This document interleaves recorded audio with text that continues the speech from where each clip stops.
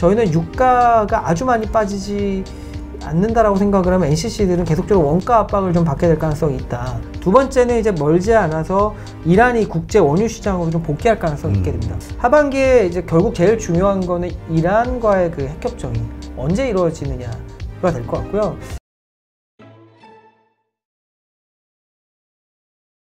네, 그럼 이번에 이제 유가와 관련한 질문을 좀 드릴게요. 지금 인플레이션에 대한 우려가 미국에서 다시 급상승하고 있죠. 네. 근데 그 가장 큰 이유 중에 하나가 뭐 중고차 가격 인상도 있지만 이 유가 상승, 이게 뭐 내년이면 뭐 100불 넘지 않겠냐 이런 얘기하는 그 기관도 나올 정도니까. 네네. 어떻습니까? 지금 이 유가가 이렇게 계속 상승으로 갈 수밖에 없는 건가요? 사실 저희는 이제 최근에 유가가 이제 상승폭은 이제 어느 정도 좀 제한되지 않을까 하고 리포트를 좀 낸 적이 있고요.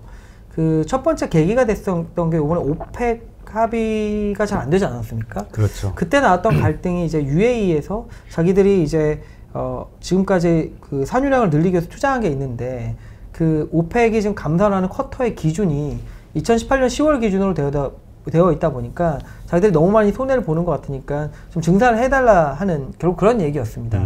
근데 그것을 빌미로 해서 오펙 회담이 제대로 이제 열리지 않았었는데 거기에 이제 내포되어 있는 거는 이제 저희는 몇 가지가 있다고 생각합니다. 첫 번째는 그 오펙이 이제 감산을 계속해왔기 때문에 감산을 계속하는 것에 대한 이제 약간 누적된 피로 같은 게 있을 수 있는 거고요.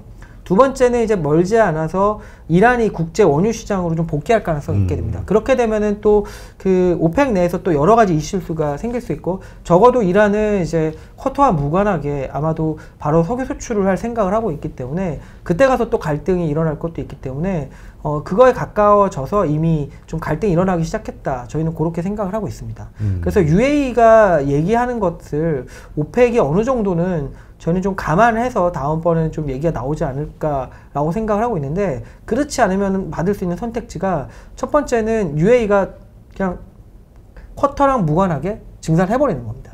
사실 이거는 뭐 다른 업체들 같은 경우, 지금 다른 이제 국가들 같은 경우에는 점유율이 쿼터를 지켜서 이제 점유율이 빠질 것 같으면 어떻게 보면은 나도 그럼 증산할래.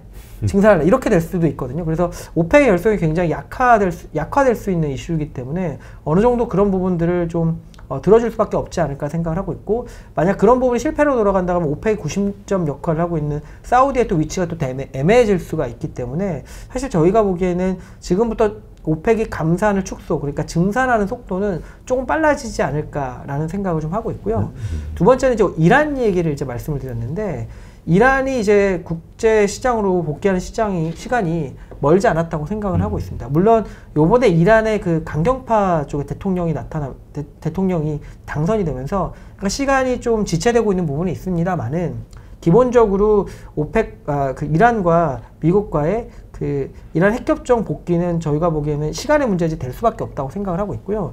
특히나 최근에 이제 미국 정가에서 약간 이란을 포함한 북한 같은 지금까지 약간 적대적으로 해왔던 국가들에 대한 스탠스가 조금 이제 뭐 트럼프 대통령은 굉장히 과격하게 하지 않았습니까? 그런 과격한 기조가 조금 완화될 수 있다는 얘기들이 좀 나오고 있습니다. 근데 이란에서 원하는 것은 뭐냐면 선 규제 완화 후 이제 합의 이런 거였거든요. 그래서 이제 미국의 어떤 그 분위기가 조금 소프트해진다라고 생각을 하면은 둘이 어떻게 보면은 이제 테이블에 앉을 수 있는 시간이 좀 가까이 오지 않을까 생각을 하고 있고 그렇게 된다라고 하면은 이란이 적어도 150에서 200만 BD 정도의 이제 그 원유 수출을 할 수 있을 것 같습니다. 그렇게 된다라고 보면은 저희가 보기에는 뭐 충분히 원유 시장의 공급 부족 이슈가 해소되지 않을까 생각을 하고 있습니다. 네, 그러니까 지금 일단 가격이 상승하고 있다는 것은 부족하기 때문인 건가요? 실제로 아니면 어떤 투기적 세력에 의한 가수요 때문인가요? 뭐 항상 이제 부족하게 되면 투기적 세력이 붙게 마련이기 때문에 그 어떤 부분들을 이제 이렇게 모자르듯이 이렇게 말씀드리기 되게 어려운데 한 가지 팩트는 미국의 원유 생산량이 원래는 셰일 오일의 그 원가를 생각을 하면 60불 초중반이면 좀 올라와야 되거든요. 근데 지금은 전혀 잘 못 올라오고 있다는 거거든요. 그 부분이 왜 그럴까를 생각을 해보면은 미국 내 첫 번째 그 ESG 이슈가 강화가 되면서 미국 석유 업체들의 투자가 과거처럼 이루어지지 못하고 있습니다. 그러니까 두 번째는 또 뭐냐면 그 바이든 정부가 들어오면서 좀 환경 규제를 강화를 했습니다. 메탄 플레어링을 좀 이제 어렵게 만든다든지 그런 게 있기 때문에 실질적으로 코스트가 높아진 역할을 했습니다. 그것뿐만 아니라 최근에 철강 가격부터 해서 인건비까지 굉장히 많이 오르지 않았습니까? 네. 사실 강관이나 이런 가격도 굉장히 많이 올랐기 때문에 사실상 이제 뭐 실질적으로 데이터가 나오진 않지만 그 쉐일 오일들의 원가가 기존에는 뭐 60불 정도였다고 하면은 그거보다는 꽤 높아진 게 아닌가라는 생각을 하고 있습니다. 그래서 실제로 미국의 원유 생산이 피크 대비해서 한 200만 BD 정도 줄어들어 있는 상황인데 생각보다 빨리 못 올라오고 있는 상황이고 그러다 보니까 미국의 원유 재고 자체가 계속적으로 좀 내려가고 있는 상황이 되고 있는 상황인 것 같습니다. 네. 근데 진짜 세계 제1의 산유국 하면 우리가 사실 얼마 전까지는 사우디 뭐 이런 얘기했지만 지금은 현실적으로 미국이잖아요. 미국이죠. 예. 이 말씀하신 셰일 오일이라든가 네네. 이런 것들. 근데 지금의 어떤 인플레이션 우려라든가 이것이 결코 그렇게 가면 미국 입장에서는 오히려 가격이 오르는 게 좋은 상황일까요?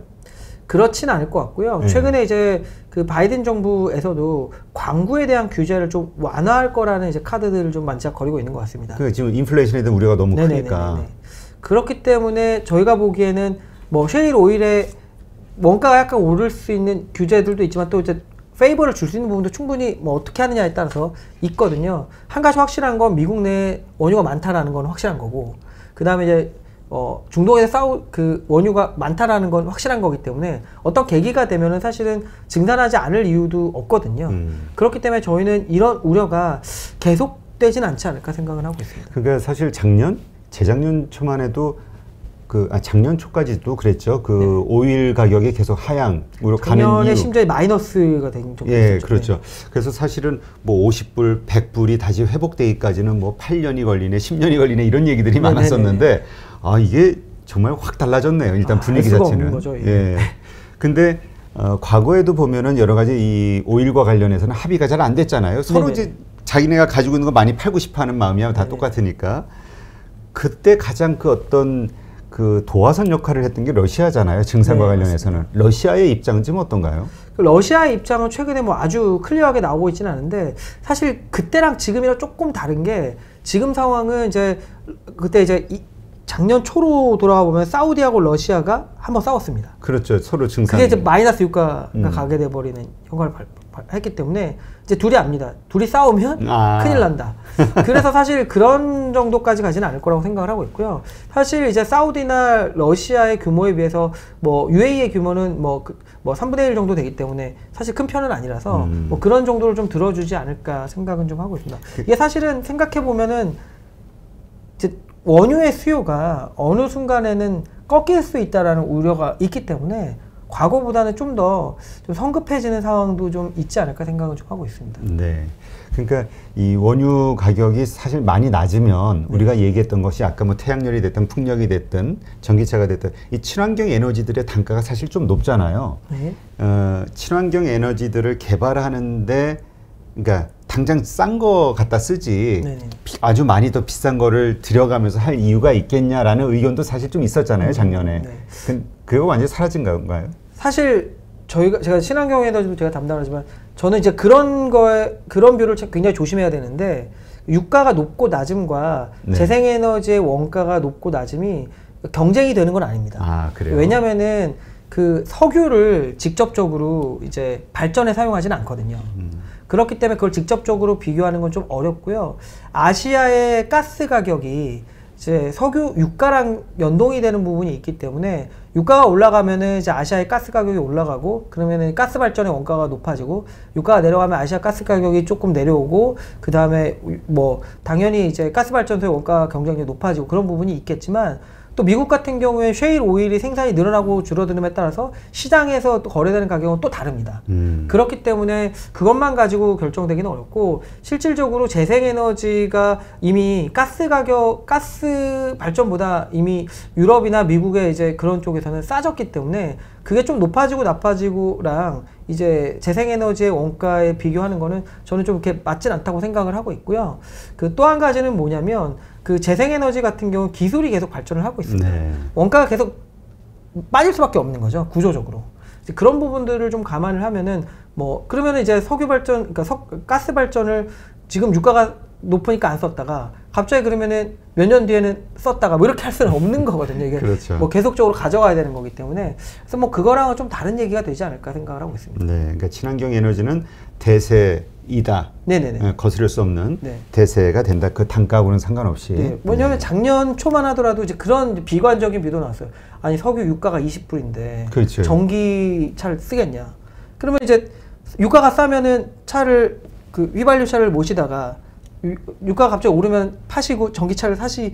근데 그런 건 되게 어려운 거잖아요. 네. 오래 쓰는 거니까 차라는 게 사실 그런 거를 이제 너무 이제 보시기보다는 큰 트렌드를 좀 보시는 게 저희는 좀 맞지 않을까 생각을 하고 있습니다. 네, 일단 우리가 그 상대를 좀 이해하려면은 그 상황을 좀 아는 게 좋잖아요. 맞습니다. 네. 지금 중동 지역 같은 경우 우리 뭐 건설 경기 붐에 대한 어떤 기대감도 좀 살아 있는데 지금 뭐 모든 나라가 지금 코로나 때문에 어려운 상황이고 미국처럼 인프라 사업을 할 수밖에 없는 사업이다 이런 것들이 이제 뉴스에 나오는데 중동도 마찬가지잖아요. 네네. 그러면 중동에서 어떤 새로운 막 국가 재건 사업, 그러니까 뭐 인프라 사업 같은 걸 할 때 이 석유값이 원유값이 높은 게 좋으냐 아니면 원유를 많이 생산해내는 게 도움이 되느냐 국가 재정에 네네. 어떻게 우리가 이해해야 되죠? 지금 그게 굉장히 어려운 문제인 것 같습니다. 왜냐하면 중동도 결국은 이 석유의 시대가 계속되지 않을 거다라는 거는 그렇죠. 어느 정도는 인지를 하고 있기 때문에 말씀드렸던 갈등이 일어나고 있거든요.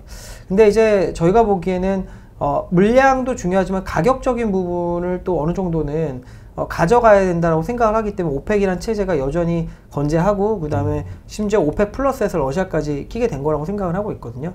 왜냐면은 오펙이 원하는 거는 자기들이 아직까지 원유 시장에서 가격 결정을 하는 데 있어서 굉장히 중요한 역할을 하고 있다는 걸 보여주는 것이 중요합니다.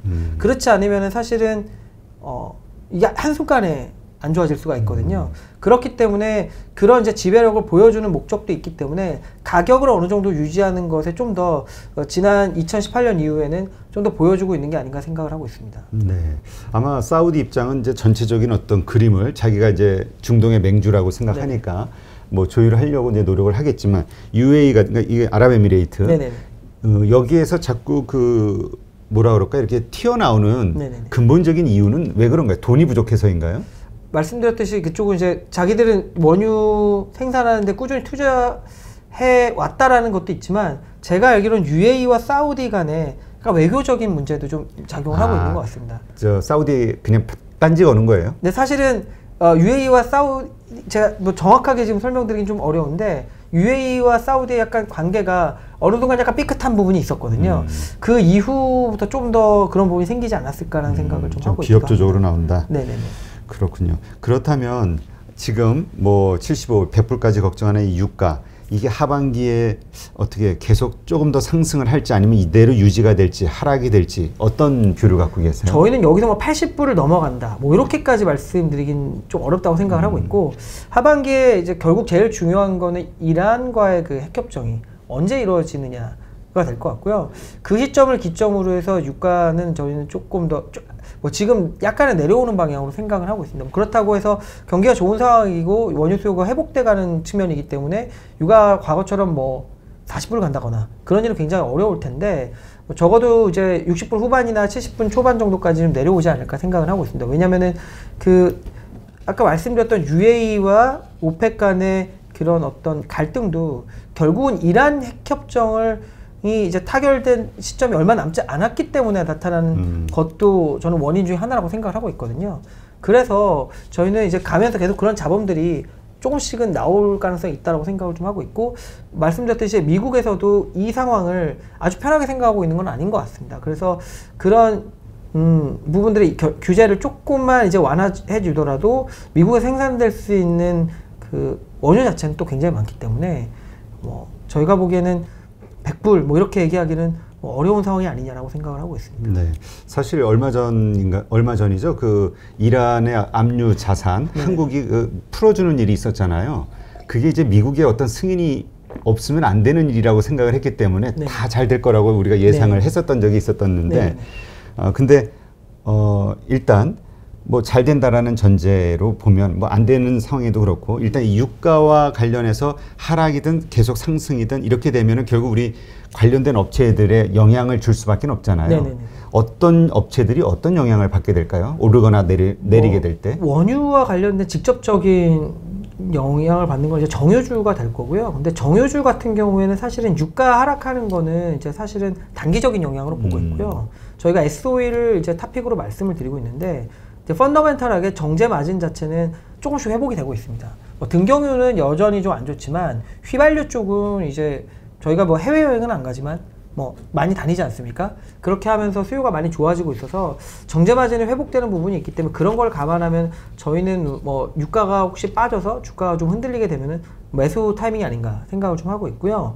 그 다음에 이제 그 뭐랄까 이제 NCC들 우리나라의 그 화학 업체들 같은 경우 유가가 좀 조정을 받아주는 게 좀 좋습니다. 하지만 지금 상황은 또 되게 재밌는 게 NCC들이 이제 원가 그 원재료로 사용하는 게 정확히는 이제 그 원유가 아니라 이제 납사를 갖다 쓰는 경우가 쓰는 게 우리나라는 대부분인데 원래는 납사 가격이 유가랑 거의 유사하거나 약간 싼 경우가 많습니다. 근데 지금 NCC들이 사용하는 납사가 유가 대비해서 2불에서 3불 정도 비싸졌습니다.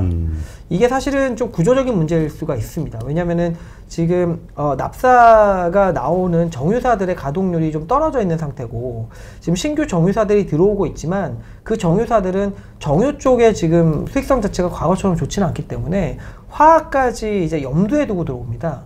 그렇기 때문에 납사를 외부에 팔지는 않습니다. 그런데 국내에 지금 납사 크래커들만 작년부터 올해까지 한 300만 톤 정도가 증설이 됐거든요. 그러니까 공급은 타이트한데 수요는 많이 늘어난 상태이기 때문에 상당히 올라와 있는 상황이고 겨울로 가면은 이게 좀 더 올라갈 가능성이 있기 때문에 저희는 유가가 아주 많이 빠지지 않는다라고 생각을 하면 NCC들은 계속적으로 원가 압박을 좀 받게 될 가능성이 있다라고 생각을 하고 있습니다. 좀 그런 부분들이 향후에 이제 수요가 얼마나 좀 회복을 하면서 좀 이제 이런 부분들을 좀 소화시켜 줄 수 있느냐가 좀 문제가 될 것 같긴 합니다. 네, NCC가 어디를 가리키는 거죠? 납사 크래커들은 저희가 그 롯데케미칼이나 이런 쪽들을 그렇죠, 화학 회사들. 롯데케미칼 이제 대한유화 이런 업체들 말씀하시죠. 그다음에 이 납사는 어떤 역할을 하는 거고 이게 그 계속 이제 증설을 한 거잖아요. 네네네. 왜 이렇게 증설을 한 거죠? 납사 크래커라는 게 뭐냐면은 이제 석유에서 나오는 여러 가지 유분 중에 납사라는 그 유분이 있습니다. 그 탄소를 몇 개 포함하고 있느냐 뭐 그런 거에서 유분들이 갈리게 되는데 그 유분을 이제 탄소 구조를 이렇게 깹니다. 그리고 그걸 가지고 이제 우리가 얘기하는 이제 에틸렌이나 이런 것들을 만드는 거죠. 에틸렌을 만들기 위한 설비가 납사 크래커고요. 그런 것들이 이제 석유화학 수요가 계속 늘어나고 석유화학 업체들이 계속적으로 이제 돈을 벌기 때문에 계속 증설을 해온 겁니다. 기본적으로. 지난 이제 사실은 2018년까지 석유 소양이 굉장히 좋았고 그 다음에 지금 그때까지 돈을 많이 벌었던 업체들이 어쨌든 경기의 사이클은 있겠지만 지속적으로 에틸렌 수요가 늘어난다라는 관점에서 계속적으로 이제 증설을 해오는 업체들도 있고 또 한 가지는 GS 칼텍스처럼 기존에 정유를 했었는데 이제를 좀 다각화하겠다라는 생각에서 납사를 기존에는 뭐 화학회사한테 팔다가 이제 납사 크래커를 자기네가 지어서 그냥 자기가 소비해버리는 업체들도 나타나기 시작을 하는 겁니다. 그렇군요.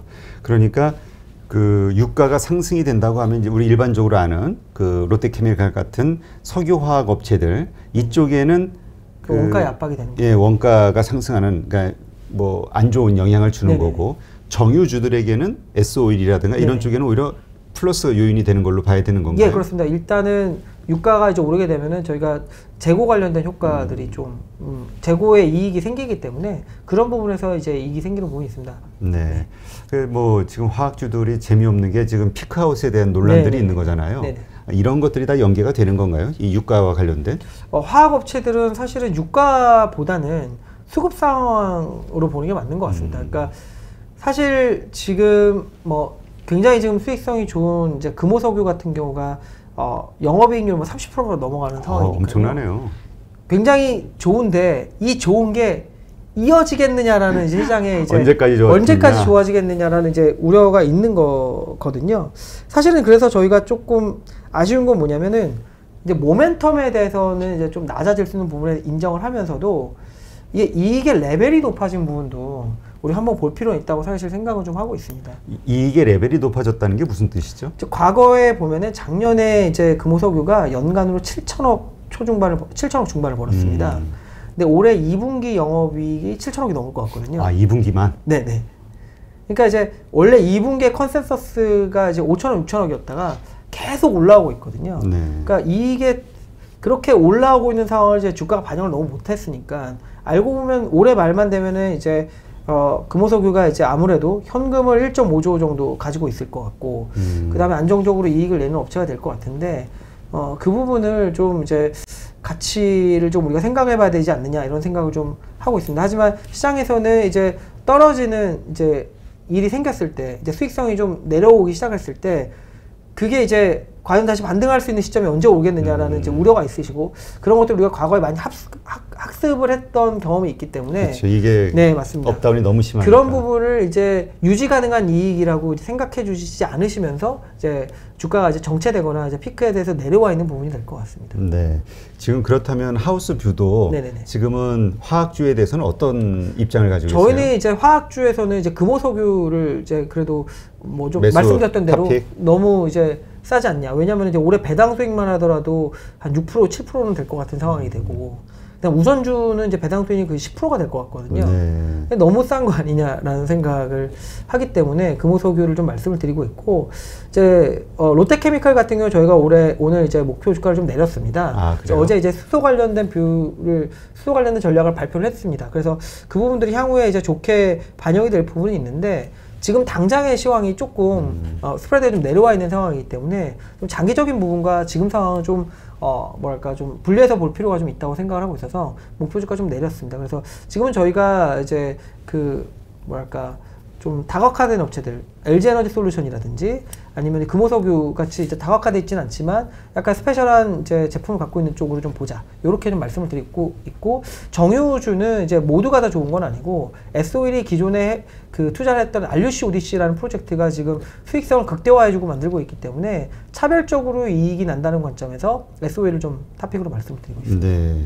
지금 그 화학주, 네네네. 그러면 우리가 이제 보통 이 화학주나 오일 같은 경우는 말씀하신 대로 정말 경기 민감주잖아요. 그럼 예를 들어서 뭐 싸다는 이유, 배당이라든가 이러저런 이유로 샀어요. 네네. 그럼 이거는 매도해야 되는 시점은 경기가 꺾이기 전에 매도해야 되는 거잖아요. 그렇죠. 경기가 피크가 됐을 때 이제 매도를 하는 것 같습니다. 그러면 그때를 언제쯤으로 예상하세요? 그러니까 저희가 보기에는 이제 미국의 인프라 법안이나 이런 것들이 완전하게 경기에 반영된 건 아니라고 생각을 하고 있거든요. 그리고 미국, 사실 우리나라도 집값이 문제지만 미국도 집값이 엄청 뛴다 그러더라고요. 그래서 지금 계속적으로 건설을 해야 되는 상황이기 때문에 저희가 보기엔 경기가 피크아웃 하기에는 아직까지 시간이 많이 남아 있는 것이 아니냐라는 생각을 하고 있어서 좀 하반기까지는 그래도 안정적으로 이익이 나올 수 있지 않을까 생각을 하고 있고, 그 다음에 이제 금호석유 같은 경우는 최종 수요처가 뭐 건설 경기랑 맞닿아 있는 제품들, 그 다음에 이제 그 타이어 쪽과 관련된 부분들이 있습니다. 근데 많은 부분들이 이제 금호석유 하면은 이제 장갑, 위생수요라고 생각하시기 때문에. 아, 맞아요. 그 요새 고무 장갑이 그렇게 많이 팔렸다고. 그거에서 좀 벗어나서 생각해 볼 필요도 좀 있지 않을까 생각을 하고 있습니다. 네, 그렇군요.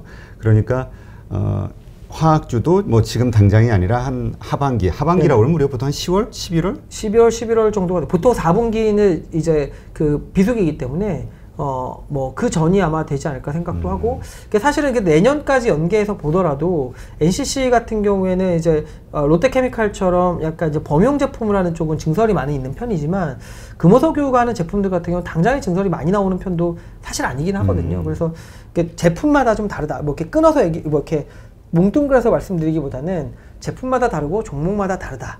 이렇게 말씀을 드려야 됩니다. 그러니까 전반적으로 피크아웃의 어떤 논란이 하반기에 생긴다 하더라도, 내년도에 생긴다 하더라도 금호석유 같은 경우는 그들 나름만의 어떤 특징이 장점이 있기 때문에 그거하고 상관없이 계속 갈 수 있다. 이렇게 보시는 거군요. 좀 그렇게, 지금 주가가 좀 너무 저평가되어 있지 않나라고 생각을 좀 하고 있습니다. 네, 알겠습니다. 네, 이렇게 해서 또 화학주까지 이해를 하게 됐는데, 하여튼 전반적인 상황을 알고 투자를 하는 게 아무래도 그 매수나 매도나 아니면 보유기간이라든가 이런 것들에 대해서 결정할 수 있는 아주 좋은 근거가 되겠죠.